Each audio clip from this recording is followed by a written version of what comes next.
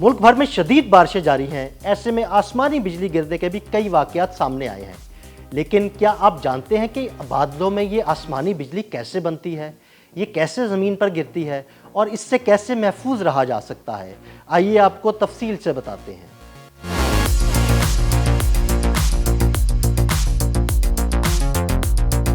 आसमानी बिजली कुदरत का एक अजीबो गरीब मजहर है जिसका हम आए दिन मुशाहिदा करते हैं। आसमानी बिजली का एक कूंदा फजा में 8 से 20,000 दर्जे सेंटीग्रेड तक हरारत पैदा करता है, जो सूरज की सतह पर पाई जाने वाली हरारत से भी कई गुना ज्यादा होती है। आसमानी बिजली ऊंचे बादलों में पैदा होती है जिन्हें क्यूमुलोनिम्बस कहा जाता है। बादलों में बिजली यानी बरकी चार्ज इसलिए पैदा होता है कि जमीन से गर्म हवा ऊपर की तरफ उठ रही होती है, जो अपने साथ बादल में मौजूद बर्फ के क्रिस्टल्स और छोटे छोटे पानी के कतरे ऊपर की तरफ उठा कर ले जाती है। इसके बरक्स ऊपर के बादलों में मौजूद बड़े बड़े कतरे कशिशे शकल की वजह से जमीन की तरफ गिर रहे होते हैं। ऊपर जाते बर्फ के क्रिस्टल्स हवा और नीचे गिरते पानी के कतरों से रगड़ खाते हैं तो इनसे इलेक्ट्रॉन खारिज होते हैं, जो नीचे गिरते पानी के कतरों में मुंतकिल हो जाते हैं और इस तरह बादलों में नीचे की तरफ मनफी चार्ज और ऊपर की तरफ मस्बत चार्ज इकट्ठा होने लगता है। बादलों के नीचे जब मनफी चार्ज इकट्ठा होता है तो इलेक्ट्रिक फील्ड पैदा होता है, जो जमीन की सतह पर मौजूद इलेक्ट्रॉन्स को परे धकेलने लगता है, जिससे जमीन की सतह पर मस्बत चार्ज इकट्ठा होने लगता है।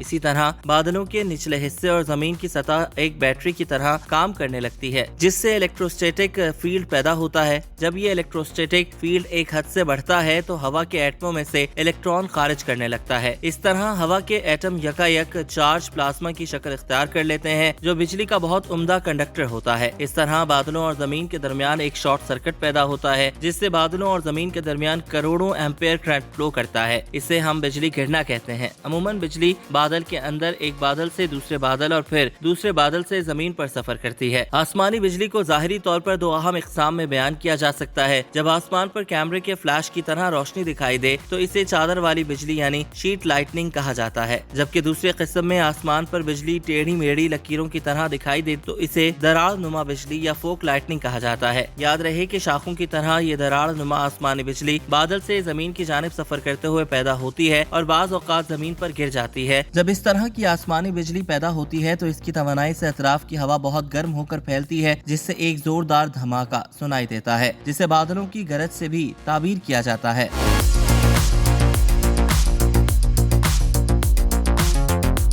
हमारी जमीन पर मौजूद अशिया पर अमूमन मस्बत चार्ज होता है और यूं बिजली का कूंदा जमीन की जानिब लपकने की कोशिश करता है, जिसे जमीन पर बिजली गिरना कहते हैं। इससे जंगलात में आग लग जाती है और लोग और जानवर जल कर राख हो जाते हैं। पाकिस्तान और भारत में आसमानी बिजली गिरने के हवाले से अवाम में कई तोहमात पाई जाती हैं। मसलन घर का पहला बच्चा इसका ज्यादा शिकार होता है तो दूसरी जानिब बुजुर्ग हमें स्याह कपड़े पहनने से मना करते हैं, लेकिन इन दोनों बातों में कोई सदाकत नहीं। माहिरीन मौसमियात इस किस्म की तोहमात को रद्द करते हैं और इन्हें महज वहमा ही तस्लीम करते हैं। अलबत्ता जरूरी है कि आसमानी बिजली से बचने की अहम तदाबीर को जरूर अपनाया जाए। अगर आप बारिश के मौसम में घर से बाहर हैं तो आसमानी बिजली से बचने के लिए कोशिश कीजिए कि हाथ में मोबाइल फोन ना हो। इसी तरह घर की टेलीफोन लाइन और तारों से भी दूर रहें, क्योंकि धात और सर्किट मुकम्मल करके बिजली गुजारने में मददगार होती है। इसी तरह बारिश के मौसम में बिजली से चलने वाले दीगर आलात से भी दूर रहें। अमेरिका में गोल्फर और मच्छरों पर बिजली गिरने के ज्यादा वाकयात रूनुमा होते हैं। शायद इसी की वजह से गोल्फ की धाती छड़ी और पानी में बिजली गुजरने की कुदरती सलाहियत का होना है। इसलिए बारिश के मौसम में खुले मैदान में जाने से गुरेज करें और पानी से भी दूर रहें। अगर आसमान पर बिजली कड़क रही है तो दरख्त के नीचे खड़े होने से गुरेज कीजिए, क्योंकि दरख्तों पर आसमानी बिजली गिर सकती है। इसी तरह बारिश के दौरान लोहे और फौलाद की जंगलों और धाती पाइपों से भी दूर रहें।